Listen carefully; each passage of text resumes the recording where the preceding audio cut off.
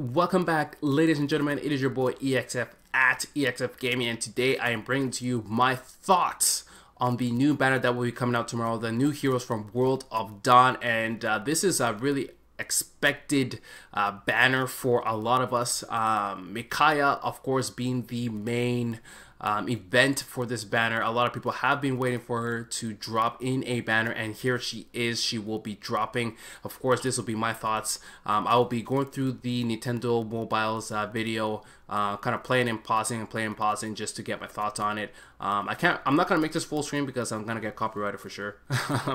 Nintendo Mobiles has been really punctual when it comes to copyright claims and stuff these days, so I'm gonna make sure I don't get that in here. So let's start the video and preview all the new units that's coming. Oliver will be in the Grand Hero battle in 2 days from now, I think, as of this recording. 2 days or 3 days of this recording. So make sure to follow my video on how to defeat him then. Of course, we have Micaiah. She is the primary reason why this banner even exists. So let's go through her skills here. I can't make this big, so you guys are gonna have to read it on your own or watch the video on your own. It's in the Nintendo Mobile site. You guys can see it. So primary weapon for Micaiah Thani. Grants +3 resistance, effective against armor and cavalry foes. Against armor and cavalry foes using bow, dagger, magic, or staff. Damage from first attack received by unit combat during combat reduced by 30%. So there's a lot in here. First of all, it grants +3 resistance, so she can be a resistance tank. It's effective against armor and calves, which is more or less a rapier. If you think about it, if you ever played the original Fire Emblem games, this is a rapier, blue tone, and at the same time it reduces damage from Lynn and Reinhardt more or less. Any staff, horse staffs like Elise can happen, but you don't usually use those units for offensive capabilities anyway. So bows and magic are reduced by 30%. So Reinhardt and Lynn will be nullified a little bit. I'm not sure if she can tank hits from Lynn though. Reinhardt I can see, but Lynn I don't think so. So there's that. Sacrifice a new ability here. Converts penalties on targets into bonuses. So that is a harsh command, I believe. Restores targets HP equal to units current HP -1. Units HP reduced by amount restored. So that is what Ardent Sacrifice and Harsh Command combined into one, except for the fact that the HP is -1. So that's actually interesting. And I'm kind of confused as to why they don't say that unit cannot reach HP of 0. That should be in there as well. But anyway, so Harsh Command and Ardent Sacrifice at the same time. These two skills already are pretty busted. Distant defense 3, so she's obviously gonna be extremely bulky with resistance +3 and resistance +6. Guard 3, I think guard is a really undermined B-slot skill in my opinion. Not a lot of units have this, and I think a lot more units should have this, and a lot more versatility in terms of being able to use this. I could see guard 3 being used in arena once a lot more common units get guard 3. Definitely leave your thoughts about guard 3 in the comments. Drive attack 2, just a better horn attack. Nothing too big in terms of the B and C slot skill, but of course Thani and Sacrifice is a huge deal. I'm not too sure if you can reach HP of 0.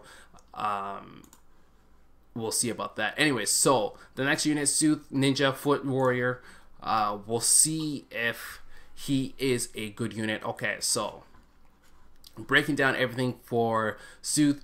Peshkaz, Mount of 14, that's a really good ability, really good damage output for a ninja. After combat, if unit attacks, inflicts attack speed, defense, resistance -4. That's just a huge debuff unit right there on target, and folds within 2 spaces. So potentially being able to debuff an entire team with just the ninja stars here.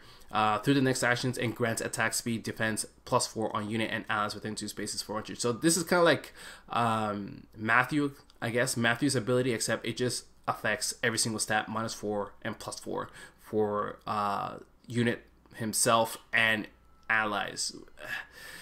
This can make ninjas viable, this Peshkaz. No, actually, no. I take that back. I don't think that'll make ninjas viable. It just makes Sooth viable in being a really good debuffer and a buffer at the same time. Glimmer, definitely a use of skill. Life and Death 3, which makes him really offensive. Spur attack speed 2. So with this, he can potentially buff your team with attack speed of +7, which is pretty busted if you ask me. +7 attack and speed, like that can make a lot of non-viable units very viable. And that's just his special looks pretty normal. And Jetpack General, we have the Black Knight Zelgius. He's kind of carved up. I kind of like that design though. Kind of carved up. I kind of wish the art was a little bit better. But that's alright. Alright, Black Knight being obviously one of the biggest threat in the arena right now. Aldontai, Black Nuna, those are pretty standard for Black Knight. Fear Stance 3 instead of Steady Stance 3. So instead of defense +6, you get an attack +6. Just makes him just an offensive Black Knight. That's all. That's really all it is. Just an offensive Black Knight. Warp Powder. If unit's HP is greater than 80%, you can move adjacent to any ally within 2 spaces. So that's more or less like guidance.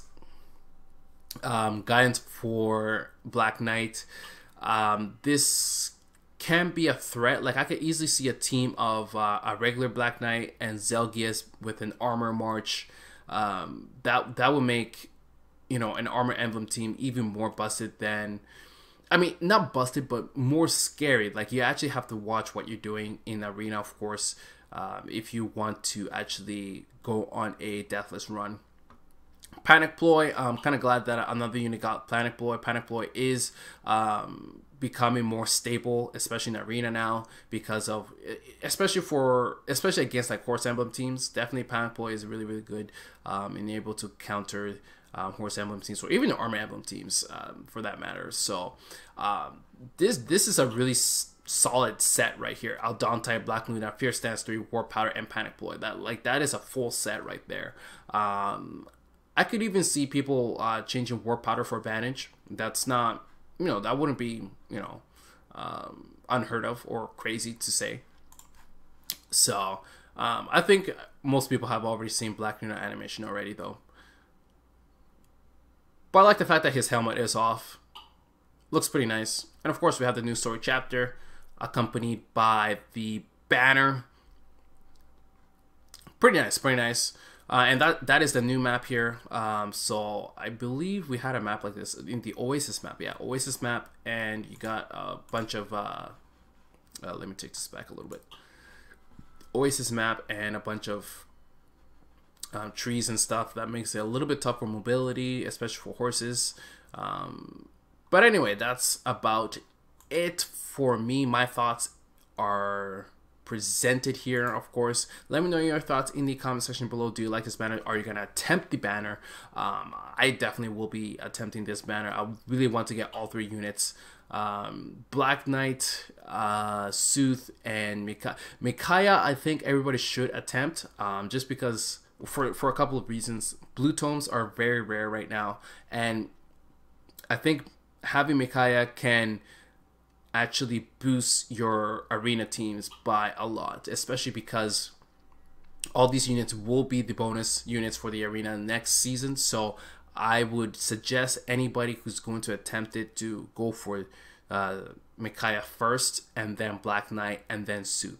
I will attempt Sooth for sure. I will have obviously my summons video tomorrow night, so definitely watch out for that. Dropping, subscribe, and hit the notification bell so that you get that immediately onto your devices. Like the video. Again, leave your comments and thoughts on this banner in the comment section below. Summon video will be up tomorrow night. Thank you for watching the video. I'll see you guys tomorrow.